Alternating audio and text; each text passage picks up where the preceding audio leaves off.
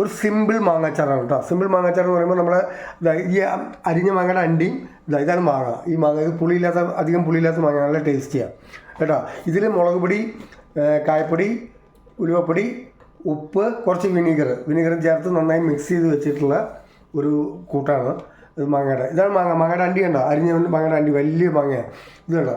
ഇത് ഈ മാങ്ങയാണ് നമ്മൾ ഈ പരിവാക്കി വെച്ചിരിക്കുന്നത്. എന്നിട്ട് നമ്മൾ എണ്ണ വെച്ചു, നല്ല ആട്ടിയ എണ്ണയാണ്, നാടൻ നല്ലെണ്ണ. അതിൽ കടുകിട്ട് പൊട്ടിച്ച് പതഞ്ഞ് വരും. ഈ നല്ല നല്ലെണ്ണയ്ക്കാണ് ഈ പതയം ഉണ്ടാവുക. അത് കെമിക്കലുള്ള നല്ലെണ്ണ അങ്ങനെ പതയില്ല, അതാണ് അതിൻ്റെ പ്രത്യേകത. ഓക്കെ, അങ്ങനെയുണ്ട്. കടുക് പൊട്ടിക്കൊണ്ടിരിക്കുകയാണ്. ഇതെല്ലാം ഇതിലേക്ക് വെച്ച് ഇത് കടുക് പൊട്ടിച്ചതിന് ശേഷം കുറച്ച് കറിവേപ്പില ഇട്ടിട്ട് നമ്മൾ ഈ റെഡിയാക്കി വെച്ച മാങ്ങ ഉണ്ടല്ലോ, ഇതൊക്കെയാണെങ്കിൽ മുളക് പൊടി, ഉലുവപ്പൊടി, കായപ്പൊടി, ഉപ്പ്, വിനീഗർ അതായിരിക്കും തട്ടി കൊടുക്കുക, മിക്സ് ചെയ്യുക. എന്നിട്ട് നന്നായിട്ട് മിക്സ് ചെയ്തെടുക്കുക. അപ്പോൾ അച്ചാർ റെഡി. നല്ല സ്വാദിഷ്ടമായ അച്ചാറാണ് കേട്ടോ. നല്ലെണ്ണയുണ്ട്. എത്ര വേണമെങ്കിൽ ഇരുന്നോളൂ. ഇത് ഇരിക്കാൻ മാത്രം ഇല്ല, പെട്ടെന്ന് തിന്ന് തീരും. അതാണ് ഇതിൻ്റെ അന്തരീക്ഷം.